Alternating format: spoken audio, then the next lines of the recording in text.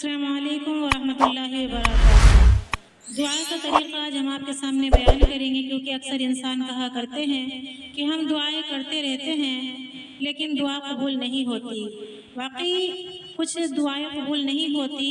बसा औक़ात तो ये होता है कि उस दुआ को ख़जाना कर लिया जाता है, या कोई बला आसमान से आने वाली होती है, उस दुआ और उस बला में कशमकश होती रहती है और वो दुआ उस मुसीबत को टाल देती है। तीसरा जो सबब है वो ये है कि इंसान दिल से दुआ नहीं मांगता। दिल का देखते हैं सबसे पहला ज़िंदगी से उसका क्या ताल्लुक़ है। अल्लाह तबारक व तआला कुरान करीम में इरशाद फरमाता है, व इज़ा सअलका इबादी अन्नी फ़इन्नी क़रीब उजीबु दाअवतद दाई इज़ा दआन फलियस्तजीबू ली वलियुमिनू बी लअल्लहुम यरशुदून। अल्लाह तबारक व तआला फरमाता है, ए नबी सल्लल्लाहु अलैहि वसल्लम, जब मेरे बंदे मेरे मुताल्लिक़ आपसे पूछें तो आप कह दीजिए कि तुम्हारा रब तुम्हारे करीब है। इसकी मिसाल ये है कि जब मेरे बंदे मुझे पुकारते हैं तो मैं उनकी पुकार का जवाब देता हूँ। समी अल्लाहु लिमन हमीदा। अल्लाह ताला ने सुन ली उस शख्स की बात जिसने उसकी तारीफ की। असल में बात यह है कि जब इंसान दुआ करता है तो सबसे पहला अमल दुआ में उसके दिल का होता है। दिल से उठने वाली नस मरकजी नस कहलाती है। ये एक नर्म और लंबी पतली नली होती है, इसको सीवीएल सेंट्रल वेंस कहा जाता है। नंबर 2, ये सीवीएल लंबी नर्म पतली लचकदार नाली है जो दिल को जाने वाली बड़ी नाली में डाल देती है। ये कौन सी नस है? ये लचकदार नाली है जो दिल को जो जाने वाली नस होती है, नाली होती है, इसको वहाँ जाना होता है। जिन्हें तवील मुद्दत के लिए इलाज की ज़रूरत होती है, आईवी इलाज का मतलब, जिनको आईवी प्रॉब्लम होती है, आईवी इलाज का मतलब ये है ऐसी दवा जो नस के ज़रिए दाखिल की जाती है। तो ये दिल की नाली इतनी नरम होती है, जब हम किसी का दर्द महसूस करते हैं तो सबसे पहले दिल की ये नरम नाली महसूस करती है। तो ये इतनी नरम है जो भी दवा दी जाए उसको ये आसानी से हजम कर लेती है। नंबर 3, मोमिन की मिसाल खजूर के दरख्त की तरह है। तलउन नज़ीद, खजूर के दरख्त पर जो खोशे लगते हैं वो तह लगते हैं। जब कोई खोशा निकलना चाहता है तो हल्की सी शाख के ऊपर बसा औकात तो ये 30 लग जाते हैं और ये बहुत ही खूबसूरत लग रहे होते हैं। तो मोमिन भी ऐसा होना चाहिए कि वो दीगर मोमिनों को खूबसूरत लगे, उसके अमल खूबसूरत होने चाहिए। अल्लाह ने फरमाया है, मैंने इंसान को सूरज सितारे चांद से भी खूबसूरत बनाया है।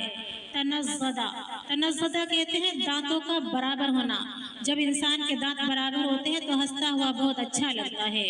इसी तरह मोमिन अपनी ज़िंदगी को टेढ़ी मेढ़ी ना करे, सिराते मुस्तकीम पर रखे और अपनी ज़िंदगी को हिदायत वाले रास्ते पर रखे, आगे पीछे न रखे। तो नज़ीद चीज़ों को बाहम तरतीब देना कहते हैं। वलक़द ख़लक़नल इंसान व तअलमु मा तुवस्विसु बिही नफ्सहु व नहनु अक़रबु इलैहि मिन हब्लिल वरीद। हमने इंसान को पैदा किया, व नअलम, और हम जानते हैं, मा तुवस्विसु बिही, जो उसके नफ्स में ख्यालात आते हैं, और हम उसकी शह रब से भी ज़्यादा करीब तर हैं। शह रब को देखेंगे ये कौन सी रब होती है?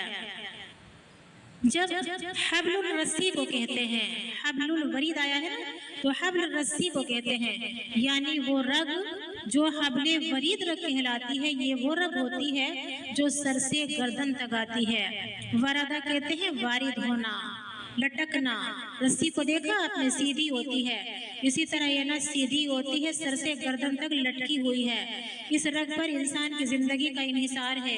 अगर ये कट जाए तो इंसान मर जाता है, और अक्ल भी उसकी ही काम करती है जिसकी ये नस सलामत रहती है। तो दुआ वो कबूल होती है जो हुजूरे क़ल्ब से मांगी जाए, यानी उसका दिल और ज़ुबान और जिस्म दोनों दुआ में हाजिर हो। है हुस्ने तसर्रुफ, यानी खूबसूरत अंदाज में काम किया जाए, अल्लाह की इताअत से ज़िंदगी गुजारी जाए तो खूबसूरत होती है, बल्कि अच्छे ढंग से जीना, ज़िंदगी गुजारना भी आ जाता है। नंबर 1, एक तरीक़ा ज़िंदगी का ये है कि जो हम अपनी मर्ज़ी से ख्वाहिशात नफ्स के साथ गुजारते हैं। नंबर 2, वो शैतानी तरीक़ा जिस पर हम अपनी ज़िंदगी गुजारते हैं।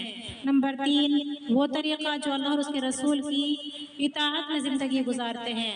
इंसान की असल कामयाबी अल्लाह की इताअत में है। जो अल्लाह की इताअत नहीं करता फिर वो ख्वाहिशात नफ्स और शैतान की इताअत करता है, फिर वो शैतान के गुलामी का शिकार हो जाता है। आज़ादी के नाम पर जब लोगों ने अल्लाह की इताअत को छोड़ा तो फिर ये शैतान का गुलाम बन बैठा।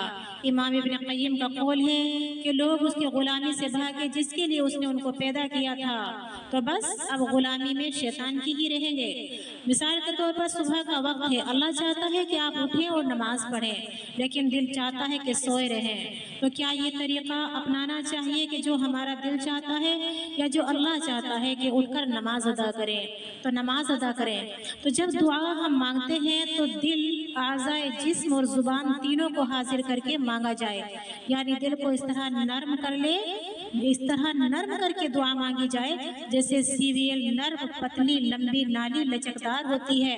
आपने अल्लाह के सामने बिल्कुल नर्म दिल और लचकदार आंसुओं से आंसू आपकी गवाही दे रहे हो कि ये हुजूर क़ल्ब से अल्लाह तेरे सामने हाजिर है, तो इंशाअल्लाह अल्लाह तबारक व तआला हमारी दुआ को ज़रूर कबूल फरमाएंगे।